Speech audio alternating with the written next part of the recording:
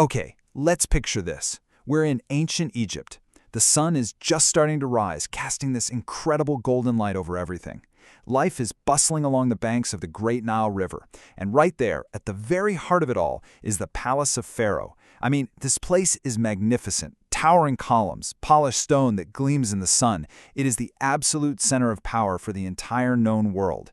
And inside, everything is perfectly calm, perfectly ordered, just the way Pharaoh, the most powerful man on earth, likes it. But then, in an instant, that calm is completely shattered. Pharaoh jolts awake, his heart just hammering in his chest. He's covered in a cold sweat, and he can't shake these images from his mind. They were so real, so weird. Two dreams, one right after the other, and they don't feel like regular dreams. No, these feel like a warning, a terrifying one. So this is where our story kicks off. Not with some big battle or a royal announcement, but with the deep, chilling mystery that has everyone on edge. Because Pharaoh, the man they see as a living god, is genuinely scared by something he saw while he was asleep. And let me tell you, these dreams were seriously strange. First, Pharaoh dreams he's by the Nile and he sees 7 beautiful, healthy-looking, fat cows come right up out of the river. But then, right behind them come 7 other cows that are just horrifying. They're ugly, bony, and starving. And then, the craziest thing happens. The skinny cows eat the healthy cows. They just devour them. But here's the weirdest part. After they eat them, the skinny cows are still just as skinny and ugly as before. It's like it never even happened. Then, boom, a second dream. This time, it's 7 full, plump heads of grain growing on a single stalk, then 7 thin, scorched, worthless heads of grain sprout up and swallow the good ones. Just bizarre.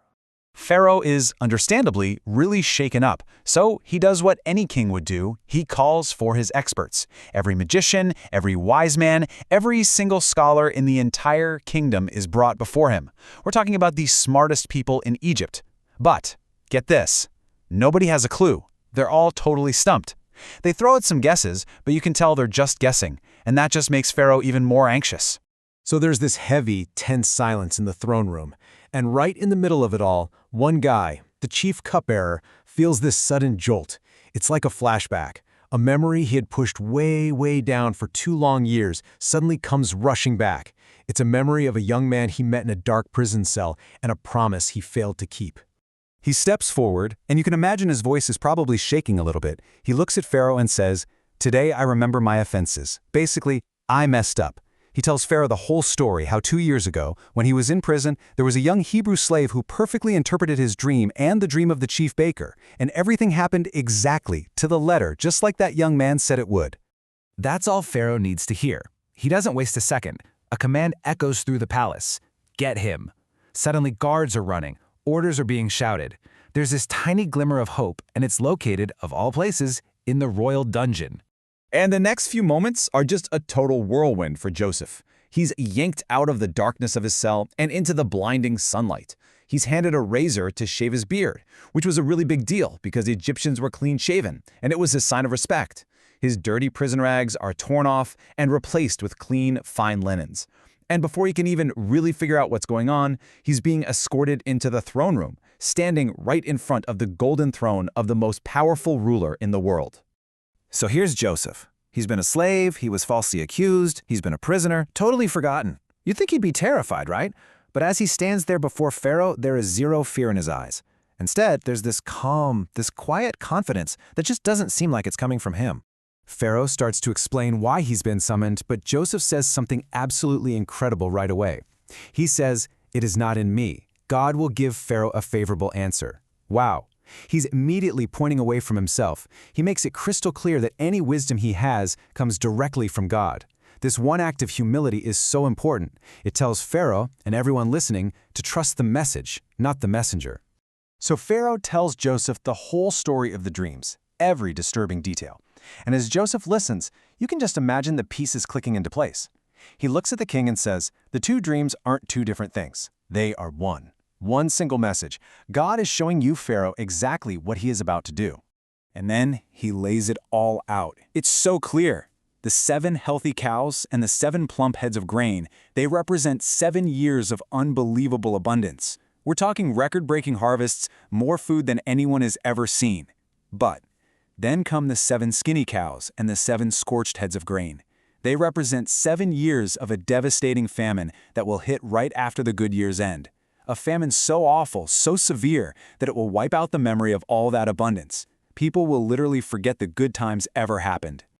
But Joseph doesn't just stop there. This is what's so brilliant. He doesn't just drop this terrifying news and walk away. He gives them a solution, a full-on survival plan. He says, Pharaoh, you need to find a wise and discerning man and put him in charge of this whole project. Then appoint officials all over Egypt. During the 7 good years, collect 1/5, that's 20% of every single harvest. Store all that grain up in giant storehouses in the cities. That food you save will be what keeps the nation alive when the famine comes. Pharaoh and his officials are just blown away. They're speechless. They look at each other, and then they all look at Joseph, this young guy who is literally in a dungeon an hour ago. And Pharaoh says exactly what's on everyone's mind.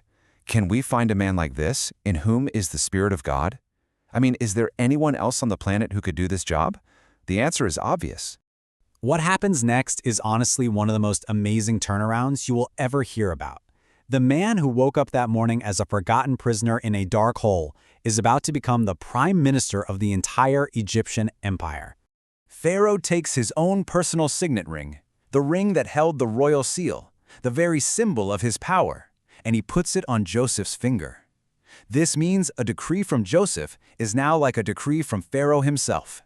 He has him dressed in robes of the finest linen and puts a heavy gold chain around his neck.